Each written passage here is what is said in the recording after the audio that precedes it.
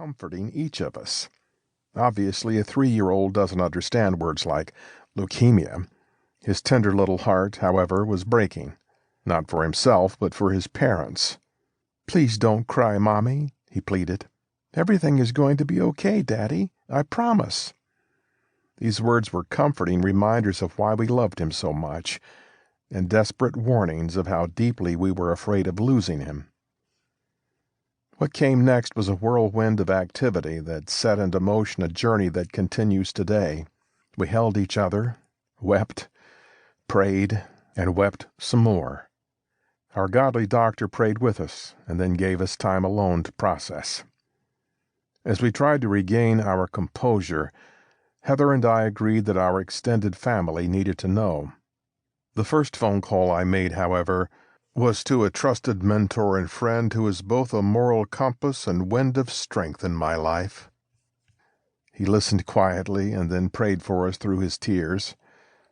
Somewhere in his words, the Spirit of God revived my sense of responsibility and purpose in caring for my family.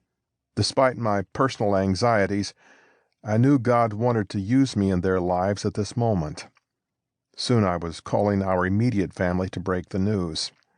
The calls took on a pattern of horrified silence, followed by tears. By this time, a colleague and friend was standing at the end of the hall in the tiny office complex. Nearly 30 years prior, he and his wife lost a child to cancer, and his presence was reassuring to me. Though time seemed to stand still, a second blow jolted us back into reality. "Carson must be admitted to the hospital tonight," Dr. Roberts explained. Her words were direct but not cold. "You have 2 options going forward.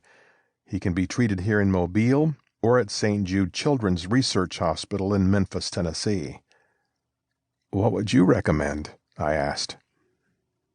"There are advantages to both," she said, "and the success rates here are almost as good as they are in Memphis."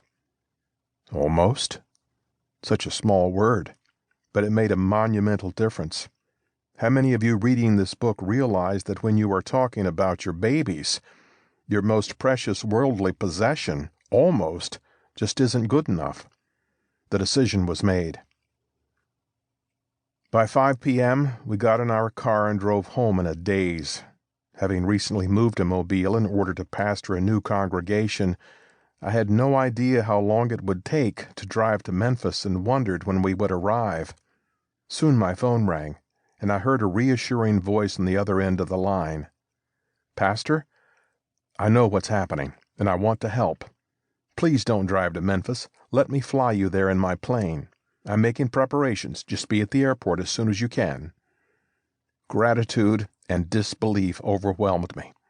Though I was thankful for this sacrificial act of generosity, I simply could not believe any of it was happening. Why us? Why now? Why this? Feelings of anger, frustration, and bewilderment ravaged my mind.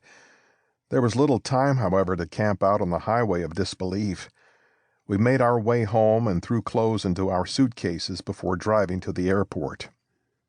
As we ascended off the runway, I looked out at the lights of this unfamiliar city we were trying to make home.